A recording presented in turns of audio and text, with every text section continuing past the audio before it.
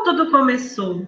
Nós estamos acompanhando o percurso de Jean-Paul Sartre para pensar em como essa relação entre a fenomenologia e o existencialismo começou. A fenomenologia como esse método, como esse modo de filosofar que busca aproximar a filosofia da experiência vivida.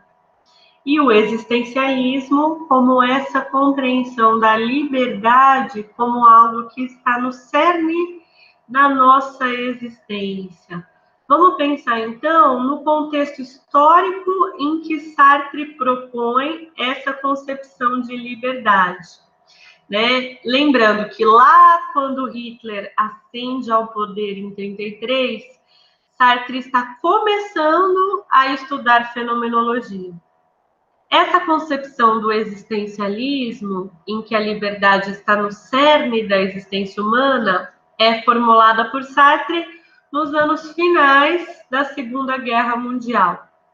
Em Paris, as pessoas passaram pela experiência da ocupação nazista, o exército nazista ocupou Paris, e da libertação, que é o nome dado ao momento em que o exército nazista deixa Paris.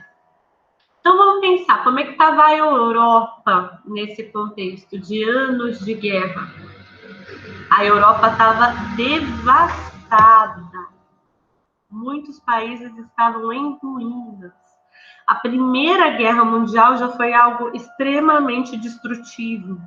E quando alguns países estavam começando a se recuperar, vem a Segunda Guerra Mundial. Então, muitos países estavam em ruínas. Muito do que se acreditava, as instituições sociais e políticas tinham sido minadas pela guerra. Né? Imagina o quanto uma guerra abala a noção que a gente tem da vida vivida. Né? E Hiroshima e Nagasaki, no Japão, acabaram de ser destruídas por bombas atômicas. Então, a gente pode resumir assim, é todo um contexto de destruição, de muita destruição e muita tristeza, muito sofrimento, muitas perdas, muita desolação, destruição. E aí vocês podem pensar, como é que alguém pode vir filosofar sobre liberdade em meio à destruição? Como é que vai falar que nós somos livres para criar o nosso modo de existir? Pois é, foi o que o Sartre fez. Não porque ele está negando a realidade, não porque ele está negando esse contexto histórico, mas justamente porque foi um contexto histórico em que falar de liberdade era como acender uma luz no fim do túnel. Em 1945, quando Sartre vai dar uma palestra que chama O Existencialismo é um Humanismo, ele é tratado como uma celebridade. Muitas pessoas querem escutar o que Sartre diz. Mas como é que pode, Marcela, né? No fim de uma grande guerra, as pessoas querem ouvir um filósofo falar de liberdade. É isso mesmo, é isso mesmo.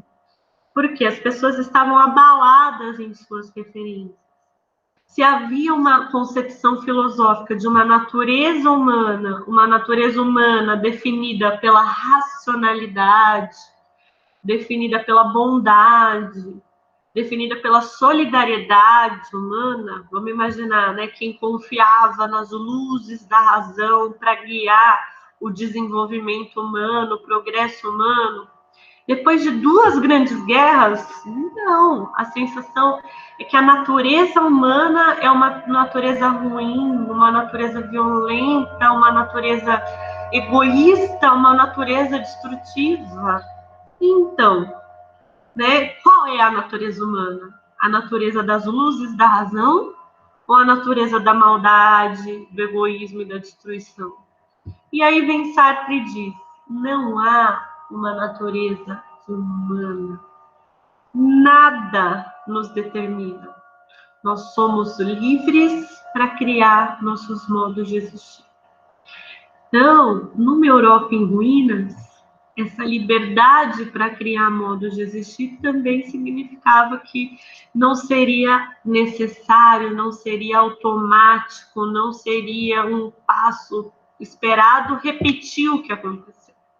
Afinal de contas, nada nos determina, não há uma natureza que nos define, nós somos livres para criar o nosso modo de existir. Então, lá em 1945, Sartre começa a contar do dilema de um ex-aluno para exemplificar essa visão do existencialismo.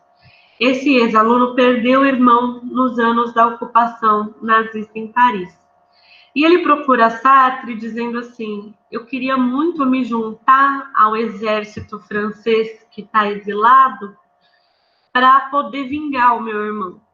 Eu quero muito me juntar ao exército, lutar contra o nazismo e vingar o meu irmão. Então ele vem, procura Sartre e fala desse desejo.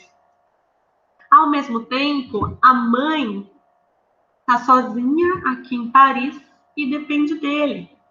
Se ele fosse juntar ao exército para vingar o irmão contra o nazismo, a mãe que depende dele vai ficar sozinha, num contexto que vai ser difícil ter comida, num contexto que vai ser difícil ser cuidada se ela precisar de algo.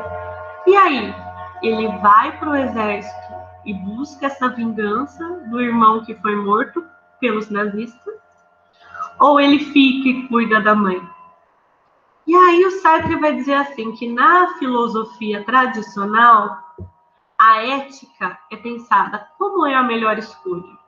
E aí a gente pode debater, a gente pode ficar assim, né? Pode colocar essa pergunta no Meet, colocar dois lados, um lado vai defender que é melhor ficar com a mãe, um lado vai defender que é melhor ir para a guerra, e aí a gente vai discutir quais são os parâmetros da escolha, qual é a melhor escolha.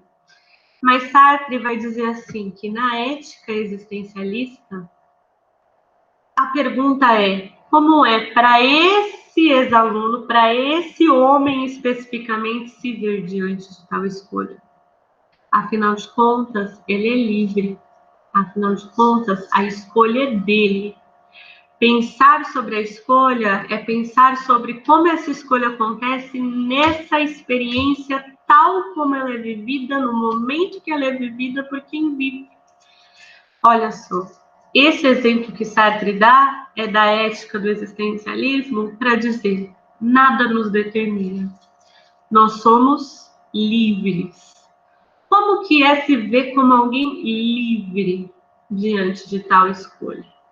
Então, gente, a concepção de liberdade para Jean-Paul Sartre é essa concepção que nos vê como seres que fazem escolha. E isso não é a liberdade do tudo posso. Isso não diz que bom eu vou fazer escolhas, que fácil eu vou fazer escolhas. Não, né? Junto com escolhas, os ingredientes da liberdade são a angústia diante dessa escolha, afinal de contas, essa escolha vai ter consequências para mim e não só para mim. E essa escolha, não adianta se outras pessoas me aconselharem, outras pessoas me orientarem, outras pessoas palpitarem, não, essa escolha é minha. Sou eu que sou responsável por escolher. Pensar a liberdade para o existencialismo, então, é pensar nesses ingredientes: as escolhas, a angústia e a responsabilidade. Ok?